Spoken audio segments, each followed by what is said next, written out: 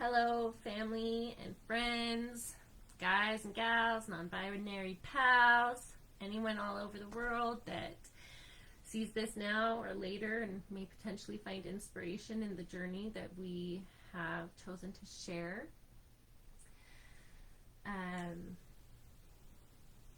It's been a big week. Quick side note, our last video we talked about uncertainty, and that was a couple weeks ago, and we were supposed to meet with our neurologist just a couple days later, his neurologist a couple days later, and unfortunately she got sick at that time and we had to postpone our appointment until yesterday, which just extended that state of uncertainty which was kind of ironic. So it was a blessing, though. It was a blessing. So first things first, Eben, why don't you tell us a little bit about yesterday morning? Yesterday morning, we met with the neurology department at the U of U, Jeanette Sherman. She gave us pretty much an official diagnosis. The only thing that would have made it more official was an autopsy of my brain, but I'm still alive, so I'd like to stay that way. But I do have early onset Parkinson's, and yeah, it's official. It's official. So how are you feeling about that? I think it definitely brought a sense of peace and more certainty, kind of just knowing, so that we can kind of go forward from here with our plan of attack, or our plan for the future, for the present. I agree, for me personally, that it also brings a sense of peace, just that there's an official answer, and it's not like if he didn't have Parkinson's, this wouldn't have gone away. It wouldn't have just disappeared. So all of a sudden he'd have something we just had no idea what it was. And so there is definitely a sense of peace in knowing, even if knowing what it is not necessarily good news. It's also good to have answers. So the clarity was very clear. Yes. We were pretty confident that was already pretty confident that was what it was, but it feels more certain now. So in terms of our plan of action, we've talked pretty openly and publicly about wanting a marriage of Eastern and Western philosophies as we move forward. So are you still planning? One quick thing. Part of his diagnosis process was an MRI, which came back clean, which is what we expected. There was potential that, if he'd had a stroke at some point, or if there was a tumor or something pushing on an area of his brain that could mimic Parkinson's, that would have shown up in the MRI scan. So the fact that it came back clear, his brain was perfectly clear, that was a further indicator that it was Parkinson's. And he was also taking medication that is prescribed for Parkinson's as part of their diagnostic process. So many of you may remember that shortly after we originally received this news, Eben passed out on his way to the bathroom in the middle of the night, which scared me as much as I've ever been scared in my life. And that turned out to be a side effect of the medication, which was a relief and also not at the same time. But I didn't really experience anything that severe after upping the dose to the full dose that they were moving me towards. Like no more passing out. There was a few moments of lightheadedness, nausea, that were easily managed, and nothing as severe as me passing out or falling down or anything like that. So From my perspective, the worst thing to watch, other than, of course, the actual night that he passed out, just because I wasn't prepared for that emotionally or physically. It scared me really bad. But once I understood what it was, that it alleviated a lot of the fear. However, the hardest thing for me to watch has been, I don't think that Eben, my wonderful husband, has had a single good night of rest since he started the medication. It was basically affecting my ability to go back to sleep. So if I woke up for any reason in the middle of the night, it would often take me 30 minutes to 2 hours to get back to sleep. So it was like it was somehow affecting my ability to go back to sleep upon being woke for whatever reason. Even though we're both kind of woke. The right kind of woke, but that's not the fun kind of woke. And he's probably never needed sleep more desperately than right now. So that was a pretty major concern for me. So in our discussion with the neurologist yesterday, who is amazing and a wonderful teammate to have in this process, we addressed on one of the times that Evan got really lightheaded. When that would happen, he would just kind of pace himself, kind of gather his bearings, and then we would, if he was lightheaded enough, we would just have him come back to our bedroom and just relax.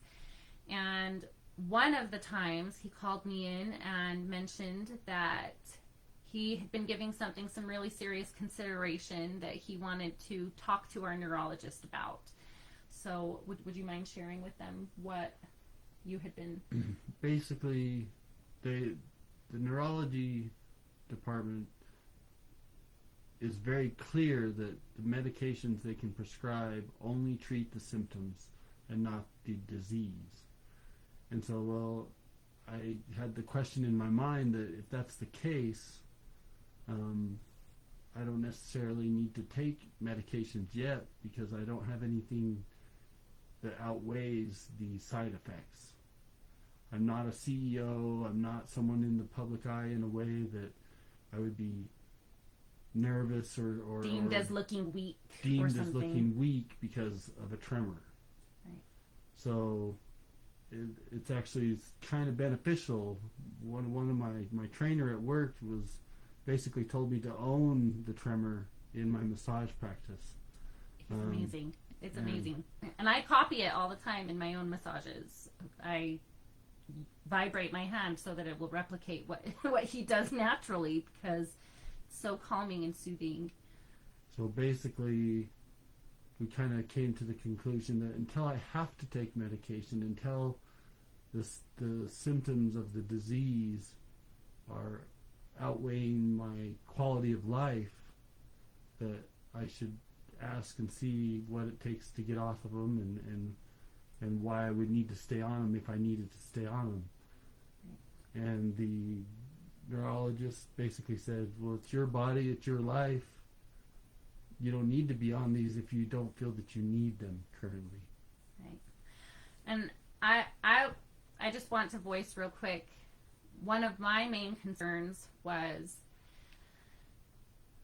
one, I wanted to feel like we were making this decision with our neurological team, not even if we're kind of stepping away from the medical side of things for a while, it's not our rejecting the Western philosophy or not doing what we said, which was going to be a marriage of both. We felt like as long as we incorporate our medical team in this decision, it still feels like a marriage to us, even if it ends up being 10 years or 15 years or 20 years before he does anything really that would be normal protocol for Western medicine. Our medical team is part of this decision.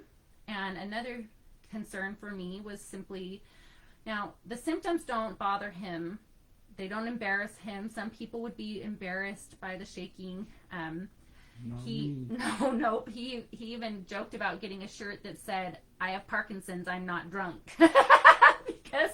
because it does look a little bit like he, could be on something or something, but that doesn't bother him. And it sure as heck doesn't bother me. I fell in love with him with his tremor.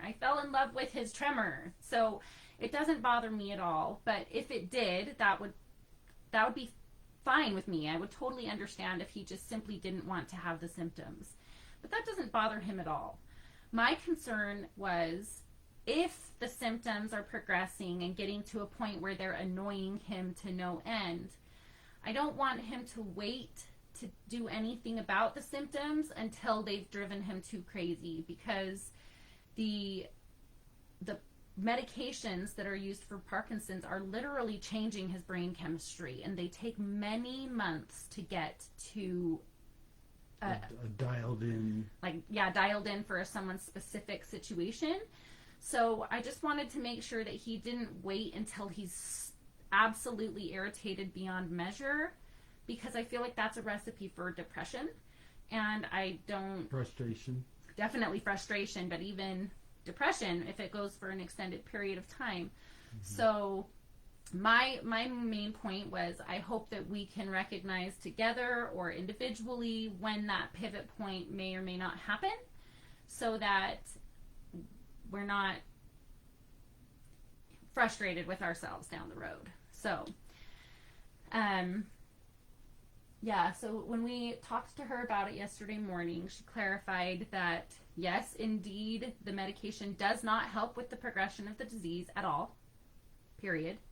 It simply helps with symptoms. And if the symptoms aren't bothering him as much as the side effects of the medication, she fully supports our decision to step back and just reiterated, if anything changes, please reach out.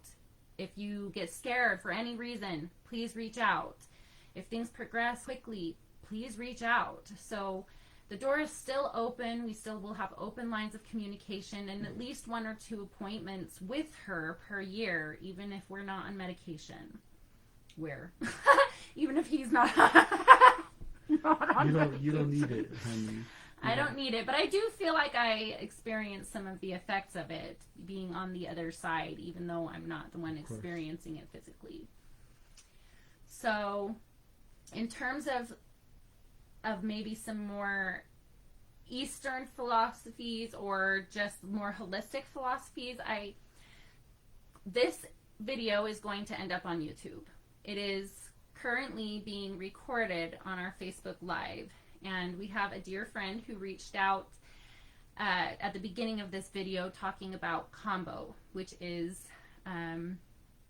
it is a frog medicine that you are welcome to do your own research on, and mentioned how well it works with the nervous system. And this, believe it or not, is something we've done quite a lot of research on.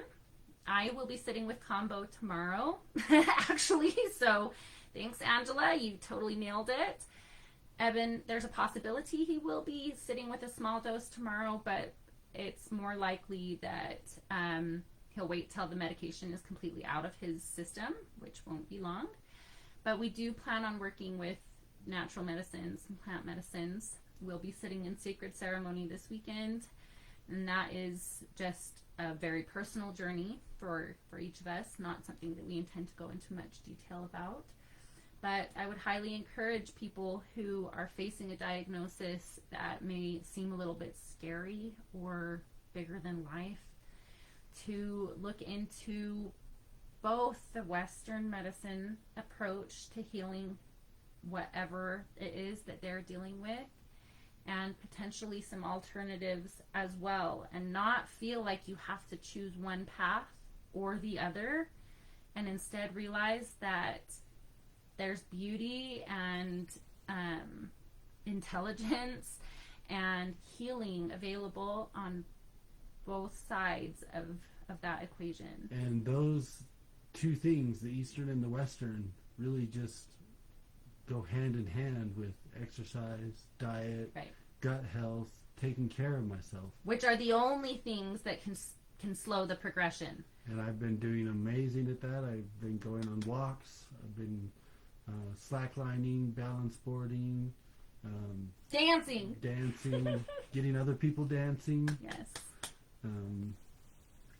Listening to a lot of music, playing drums, tongue drums, sacred drums. And eating incredibly healthy.